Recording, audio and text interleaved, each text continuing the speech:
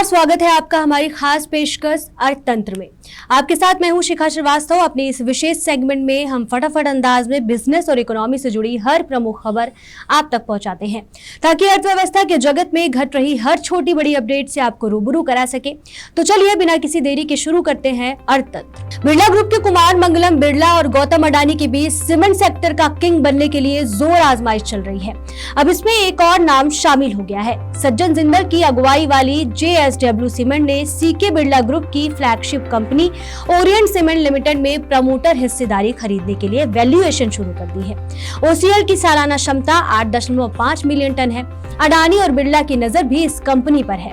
पिछले साल JP Morgan ने इसकी बिक्री प्रक्रिया शुरू की थी, जिसके बाद से अडानी और आदित्य बिरला ग्रुप ने इस बारे में सीके बिरला ग्रुप से बात की है। साल 2022 में अडानी, आदित्य बिरला ग्रुप और JSW ग्रुप ने भारत में होलसेल के सीमेंट कारोबार को खरीदने में दिलचस्पी दिखाई थी, लेकिन अडानी ग्रुप ने 6.5 अरब डॉलर की इस डील में बाजी मार दी। ये सीमेंट इंडस्ट्री का अब तक का सबसे बड़ा मर्जर एंड एक्विजिशन था। इससे अडानी ग्रुप एक झटके में देश के सीमेंट सेक्टर का दूसरा सबसे बड़ा खिलाड़ी बन गया। उसके बाद से आदित्य बिरला ग्रुप और अडानी ग्रुप सीमेंट सेक्टर में 7 कंपनियों को खरीद चुके हैं। यूरोप की सबसे बड़ी इकोनॉमी जर्मनी के लिए अच्छी खबर नहीं है। वित्त वर्ष की दूसरी तिमाही में देश की अर्थव्यवस्था में अप्रत्याशित गिरावट देखने को मिली। मंगलवार को जारी आंकड़ों के मुताबिक जून तिमाही में जर्मनी के GDP में पहली तिमाही की तुलना में 0.1% गिरावट देखने को मिली। इस दौरान GDP के 0.1% बढ़ने की उम्मीद की जा रही है।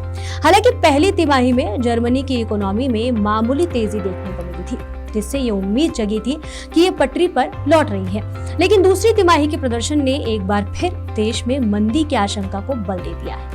हालांकि जर्मनी की इकोनॉमी का सुस्त पड़ना भारत के लिए अच्छी बात है। जर्मनी अभी अमेरिका और चीन के बाद दुनिया की तीसरी सबसे बड़ी इकोनॉमी है, जबकि जापान चौथे नंबर पर है। भारत 5वें नंबर पर है। प्रधानमंत्री नरेंद्र मोदी ने मंगलवार को कहा था कि उनके तीसरे कार्यकाल में भारत दुनिया की तीसरी सबसे बड़ी अर्थव्यवस्था बन जाएगा। लेकिन जर्मनी की हालत जिस तरह से खराब हो रही है, उससे लगता है कि भारत को इस मुकाम तक पहुंचने के लिए ज्यादा इंतजार नहीं करना होगा। इंडिया रेटिंग्स एंड रिसर्च ने वित्त वर्ष के लिए भारत की GDP वृद्धि दर के पूर्वानुमान को 7.1% से बढ़ाकर 7.5% कर दिया है, जो कि बेहतर खपत मांग की उम्मीद पर आधारित है। रेटिंग एजेंसी ने कहा कि हाल ही में पेश हुए बजट में कृषि का ग्रामीण व्यय को बढ़ावा देने, MSMEs को ऋण वितरण में सुधार करने और अर्थव्यवस्था में रोजगार सृजन को प्रोत्साहित करने का वादा किया गया है। इन उपायों से उपभोग मांग को व्यापक बनाने में मदद मिलेगी। इंडिया रेटिंग्स एंड रिसर्च का वृद्धि अनुमान RBI के अनुमान से अधिक है।